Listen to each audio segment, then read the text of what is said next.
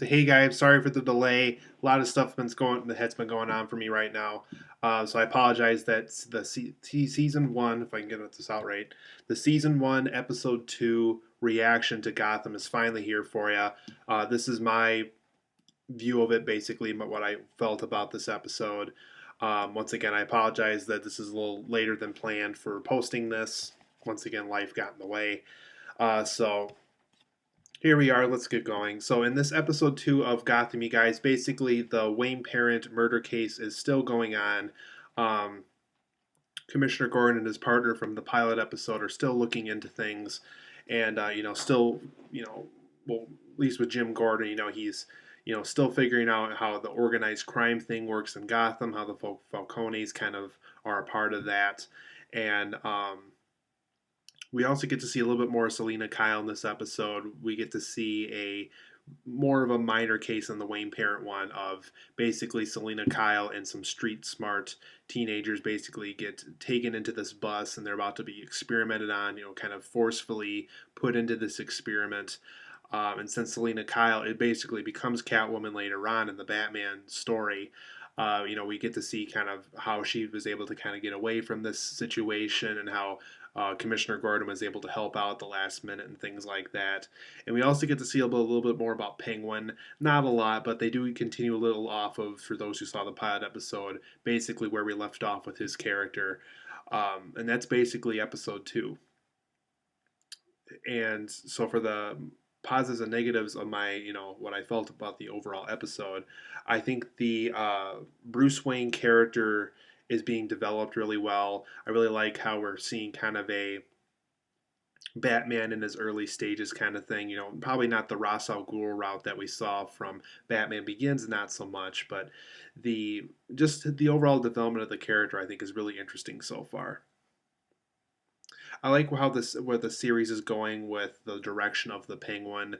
I just really like how he, it's a skinnier Penguin. We get to see him in his earlier years, kind of maybe how we saw him in Batman Returns. More so, kind of, um, how he got there and things like that. And obviously, with this new Batman universe can be established with Ben Affleck, we'll probably see probably a very different interpretation of the Penguin if we get to see him in a movie again.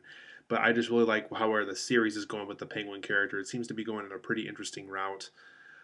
I also like the direction they're going in with Commissioner Gordon. I really like how, once again, I probably talked about this a little bit in my reaction to the first episode of the show. Just the direction of, how he kind of became comfortable as a commissioner, kind of how he basically had to get comfortable with the idea that basically Gotham City is not a comfortable place to be in. It's very much an organized crime place that the Falcones are all over the place, and you really can't control it as much as people would like it to control it and things like that. It's very much the criminals' territory and not so much the citizens' territory for Gotham City.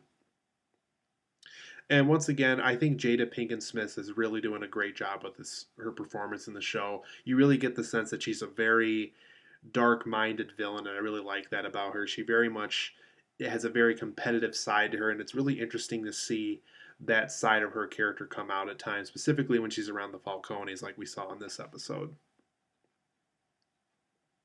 I liked the Dark Knight bus reference in here.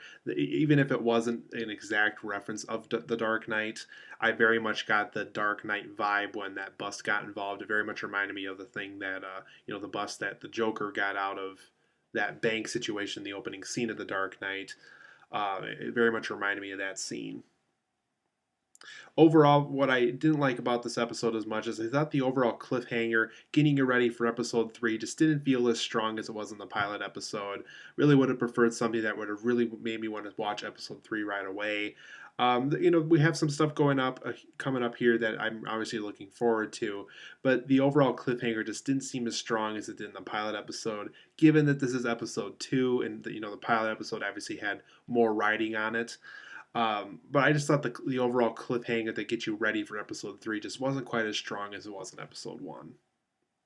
I also feel at this point, after seeing 2 episodes already of Gotham, I think Selina Kyle just needs more dialogue. I want more dialogue with her character. I know she's trying to be sly and slick and, sneaky with things, but I just want more dialogue with the character. I feel like the character just doesn't speak enough.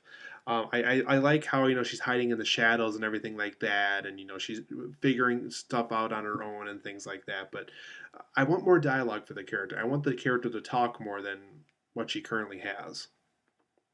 And I'm also not too impressed with what they're doing with Alfred Pennyworth at the moment. He seems like a B-list Jeffrey Rush to me. Does anybody else kind of feel that? He really feels like a B-list Jeffrey Rush to me, kind of like a Captain Barbosa was Alfred. I really miss Michael Caine's Alfred, and I miss Michael Goh's Alfred from the Tim Burton Batman movies. But I don't know. Maybe I'm just not used to hit this character yet. This interpretation of Alfred, because what I'm seeing so far, he's just kind of a jerk. I just don't like what they're doing with Alfred at the moment. So I liked tonight's episode, or episode 2, I should say, this week, because I am kind of late with this reaction video. But I liked what they did with episode 2, but I felt like episode 1 was a little bit stronger. So hopefully with episode 3, we'll go back into that strong episode 1 quality again. I really like this episode. I like where the series is going, but I felt like it could have been a stronger episode than what it was. So hope to see you guys back here for my episode 3 reaction of Gotham when that's ready to go.